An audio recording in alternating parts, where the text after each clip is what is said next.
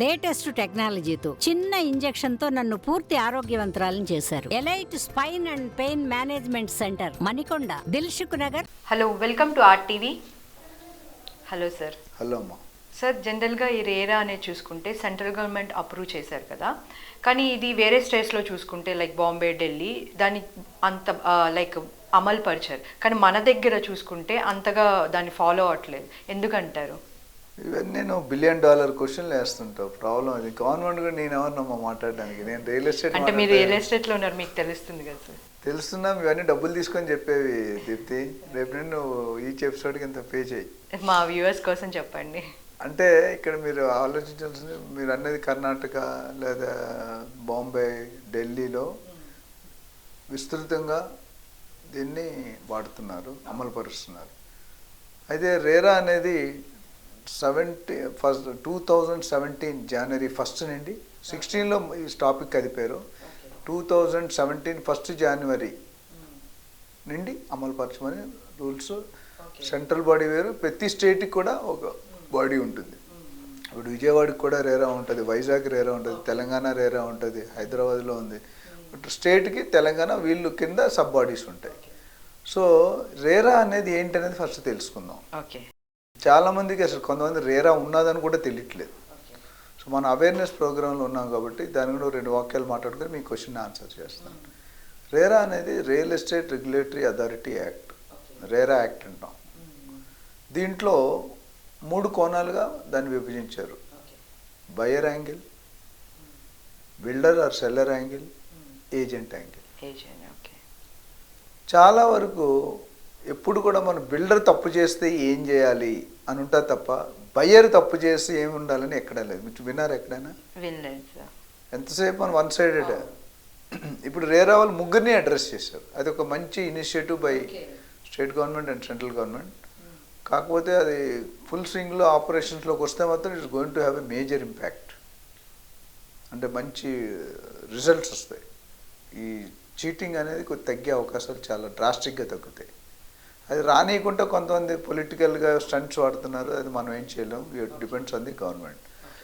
So buyer ఇప్పుడు instalment లోన్లో తీసుకుంటాడు, ఈఎంఐస్ కట్టాలి. మీరు ఇందాక అడిగారు, జాబ్ పోయింది, బిజినెస్ సరిగ్గా నడట్లేదు. ఓకే. సో వాళ్ళు ఎట్లా మరి? ఈఎంఐస్ కట్టరు, 2-3 months వరకు టైం ఇస్తారు, 6 months వరకు టైం ఇస్తారు. తర్వాత ఇవ్వకపోతే డిఫాల్టర్ కింద పోయారు. అప్పుడు the builder will put a file case against the buyer in RERA. మామూలు సివిల్ కోర్టు, క్రిమినల్ కోర్టు అందులో కూడా వేసుకోవచ్చు. But RERA is more strong. ఏంటంటే తప్పుంటే బిల్డర్ మీద తప్పుంటే బిల్డర్ని యాక్షన్ తీసుకుంటారు, బయ్యర్ తప్పుంటే బయ్యర్ని యాక్షన్ తీసుకుంటారు. సో బయ్యర్కు ఉన్న మేజర్ ఆ డెఫిసిట్ని ఇప్పుడు ఫిల్ చేశారు. So builder is happy. Okay. అట్లా చాలా ఉన్నాయి. నేను ఒక పాయింట్, జస్ట్ మన టైం తక్కువ ఉంది కాబట్టి. అదేవిధంగా బిల్డర్ కోసం వద్దాం. బిల్డర్ని ముఖ్యంగా ఒక 3 పాయింట్లు మాట్లాడుతున్నాం. చాలా పాయింట్స్ ఉంటాయి, ఇంట్రెస్ట్ ఉన్న వాళ్ళు మనకు కలవచ్చు. ఫస్ట్ పాయింట్ ఏంటంటే బిల్డర్స్ పర్మిషన్ లేకుండా అమ్మకూడదు, కంపల్సరీ. ఏదైతే సేల్ అగ్రిమెంట్లో ఇచ్చారో దాని ప్రకారం ఫాలో కావాలి. సపోజ్ ఫర్ ఎగ్జాంపుల్ మనం ఒక 3 సంవత్సరాల్లో ప్రాజెక్ట్ ఇస్తాను, ఒక 3 నెలలు 6 నెలలు ఇటు చూసుకోవచ్చు. 3 సంవత్సరాలు డిలే అయింది అనుకోండి, ఇప్పుడు 90% డబ్బులు కట్టేస్తాడు కదా, 90-80%. మరి దానికి ఇంట్రెస్ట్ కూడా పోయింది. చాలామంది రిటైర్ అయ్యే ముందు ఇల్లు కొనుక్కుంటారు. ఏమనంటే మనం రిటైర్ అయ్యేసరికి మన ఇల్లు రెడీ అయితే గవర్నమెంట్ క్వార్టర్స్ రిలీజ్ చేసి ఇక్కడ పెట్టుకుందాం. ఇప్పుడు ఇల్లు ఇవ్వకపోతే అక్కడ క్వార్టర్ రిలీజ్ చేయకపోతే బయట రెంట్ కట్టుకోవాలి, ఈఎంఐ కట్టుకోవాలి, 2 కట్టుకోవాలి కదా. సో దానికి రేరా వాళ్ళు ఏమన్నారంటే, ఒకవేళ బిల్డర్ కనుక డిలే చేస్తే వాళ్ళకి ప్రాపర్ పెనాల్టీ కట్టాలి. In the form of interest కానీ, in the form of rent కానీ, ఇంకా రకరకాల వేరియేషన్స్ ఉన్నాయి. నెంబర్ 1. అందులో రెండోది, బిల్డర్ స్పెసిఫికేషన్ ఇచ్చి మార్చేస్తుంటాడు. స్పెసిఫికేషన్ అంటే ఈరోజు ఇటాలియన్ మార్బుల్ ఇస్తా అంటాడు. అంటే ఇవి మనం చెప్పే అందరూ చేరండి, 10లో 1 చేసినా అందరికీ అప్లై అవుతుంది. చాలా there are so many builders commit అయింది అనుకుంటే ఎక్కువ ఇచ్చే బిల్డర్స్ కూడా ఉన్నారు. కొంతమంది ఇచ్చినట్టు ఇస్తారు, కొంతమంది కమిట్ అయిందని 50% ఇస్తారు. సో ఉదాహరణ చెప్తాను. మీరు టాయిలెటరీ ఐటమ్స్ ఉన్నాయనుకోండి, టోటో లేకపోతే సెరా, హిందీవేర్, ప్యారీవేర్ అని కంపెనీస్ ఉన్నాయి స్టాండర్డ్. ఈ కంపెనీస్కి లోకల్ కంపెనీస్ కొనుక్కుంటే కనుక ఇప్పుడు గుజరాత్ రాజస్థాన్లో ఇది 10,000 ఉందనుకోండి ఒక కమోడు, ఇది 5,000కి వస్తుంది. అందుకని బిల్డర్ ఏం చేస్తారంటే సెరా ఆర్ ఈక్వివాలెంట్ అని పెడతాడు. That's a clear intention. అప్పుడు సెరా స్టాక్ లేదండి ఇది వేసాం అంటారు. అంటే అందరూ కాదు, కొంతమంది. అట్లా Finolex cable, electrical cable, Finolex is a very branded. మిగతా లోకల్ కేబుల్స్ చూస్తే 50-60% ప్రైస్ వేరియేషన్. సో ఇట్లా టైల్స్ కానీ, మార్బుల్స్ కానీ, పెద్ద యాంకర్ స్విచ్ బోర్డ్స్ కానీ, ఇవన్నీ కూడా మీకు ఇది అవుతుంది. సో మూడోది ఏమన్నారంటే, అంతకుముందు చాలామంది బిల్డర్స్ ఏం చేసేవారంటే డబ్బులు తీసుకొని ఒక 100 కోట్ల ప్రాజెక్ట్ డబ్బులు కలెక్ట్ చేసి వేరే దగ్గర పర్సనల్ అసెట్స్ పెంచుకునేవారు, లేదా వేరే ప్రాజెక్టులో డైవర్ట్ చేసేవారు. అప్పుడేమవుతుంది, ఈ ప్రాజెక్ట్ మొదటి ప్రాజెక్ట్ డిలే అయిపోతుంది కదా, ఇక్కడ 100 కోట్లు కాబట్టి 50 కోట్లు ఇంకో ప్రాజెక్ట్ కొనేస్తారు. ఇది కాదు అది కాదు. దానికి అందుకని మన రేరా వాళ్ళు ఏమన్నారంటే ఎస్క్రో అకౌంట్ పెట్టి 100 రూపాయలు కలెక్ట్ చేసే కస్టమర్ దగ్గర 70 రూపీస్కి మీరు లెక్క చెప్పాలి. 30% మార్జిన్ అనుకుంటే ఓవర్ హెడ్స్ మార్జిన్. ఈ 70 రూపీస్ ఏం చేశారు, ఎవరికి ఖర్చు పెట్టారు, ఎందుకు ఖర్చు పెట్టారు, ఎలా ఖర్చు పెట్టారు, వీళ్ళు నాలెడ్జ్ లేకుంటే ఖర్చు పెట్టకూడదు. సో 3 అకౌంట్లు ఓపెన్ చేస్తారు. ఆ 30% వేరు, 70% వేరు, అట్లా 3 అకౌంట్లు కేసి ఈ 70% account is monitored by RERA body. Okay, అది పరిస్థితి.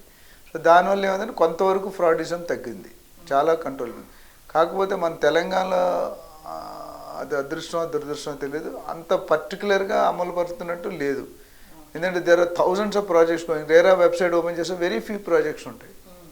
ఇక్కడ రేరా అప్రూవల్ అనేది చాలామంది తెలుసుకుని, బిల్డర్కి వచ్చే రేరా వేరు, ప్రాజెక్ట్కి వచ్చే రేరా వేరు, రెండు వేరు వేరు. సో ఇది బిల్డర్ తాలూకు. మూడోది ఏజెంట్.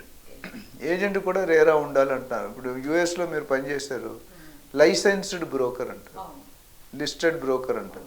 సో లైసెన్స్ లేకుండా బిజినెస్ చేస్తే it is a wrong thing, right? So ఇక్కడ కూడా ఆ సిస్టమ్ అంత స్ట్రిక్ట్గా రాలేదు కానీ, but they are in the process of getting that. ఆ రేరా లైసెన్స్ ఉంటే మినిమం ఎలిజిబిలిటీ ఉంది, అతా ఉంది, పతా ఉంది, వెబ్సైట్ ఉంది, ఆఫీస్ ఉంది, ఇట్లా ఉంటాయి. రోడ్ సైడ్ అనుకోండి, ఇవాళ ఉంటే ఫోన్ ఎత్తాడు మీరు డబ్బులు ఇచ్చాక. అమెరికాలో కానీ యూకేలో కానీ చూసుకుంటే కానీ బయ్యర్ సెల్లర్ కలుసుకోకుండా కూడా 100 కోట్ల డీల్ కూడా అయిపోతుంది. త్రూ బ్రోకర్ నమ్ముతారు. అక్కడ అటార్నీ జనరల్ ఉంటాడు, అటార్నీ జనరల్ అకౌంట్ ప్రజల సమక్షంలో జరుగుతుంది. ఇండియాలో మీరు ఎవరికైనా ఏజెంట్గా 5 లక్షలు ఇస్తే రేపు నేను కనిపించాడు, ఫోన్ ఎత్తాడు. ఇంకా మనం ఆ కల్చర్ నుండి పైకి రావాల్సిన అవసరం ఎంతైనా ఉంది. I think it's in the process of transformation. డెఫినెట్గా there is a change. 10 years back రియాల్టర్కి ఏజెంట్కి ఇప్పటికీ చాలా తేడా ఉంది. ఇంకొక 10-20 yearsలో we will be nothing less than America or any other western country. అది. సో ఈ 3 పాయింట్ వల్ల బిల్డర్ రెస్పాన్సిబుల్ అయ్యాడు. Penalty, specifications and funding. బయర్కి చెప్పాం. ఏజెంట్ కూడా లైసెన్స్ అప్లై చేసుకుంటే 10,000 తీసుకుని 5 సంవత్సరాలు ఇస్తారు. ఎవ్రీ 5 years రెన్యువల్ చేసుకోవాలి. ఏజెంట్ మీద కానీ ఎఫ్ఐఆర్ కేసులు ఉంటే లైసెన్స్ ఇవ్వరు. ఐటీ రిటర్న్స్ లేకపోతే లైసెన్స్ ఇవ్వరు. కొన్ని కండిషన్స్ పెట్టారు. మనకి ఇప్పుడు లోన్ కావాలంటే ఎట్లా ఉన్నాయి అట్లా. సో ఇవన్నీ పెట్టుకొని స్ట్రిక్ట్గా ఫాలో అవుతే కనుక RERA is a very very good initiative by both central government and state government. Thank you sir, thank you so much. ఎందుకంటే చాలామందికి తెలియదు అసలు రేరా అంటే ఏంటి, ఇలాంటిది ఒక పర్మిషన్ తీసుకోవాలి అనేది కూడా ఎవరికి అవగాహన లేదు. సో మా వ్యూవర్స్ కోసం చాలా చక్కగా తెలియజేశారు. Thank you so much. So చూసారు కదండి, ఇది ఇవాళ మన ఎపిసోడ్. మళ్ళీ మరో ఎపిసోడ్తో మళ్ళీ కలుద్దాం. Thank you. మరిన్ని వీడియోస్ కోసం ఛానల్ ని సబ్స్క్రైబ్ చేయండి. లేటెస్ట్ అప్డేట్స్ కోసం వాట్సాప్ ఛానల్ ని ఫాలో చేయండి. అండ్ లింక్ డిస్క్రిప్షన్ లో ఉంది.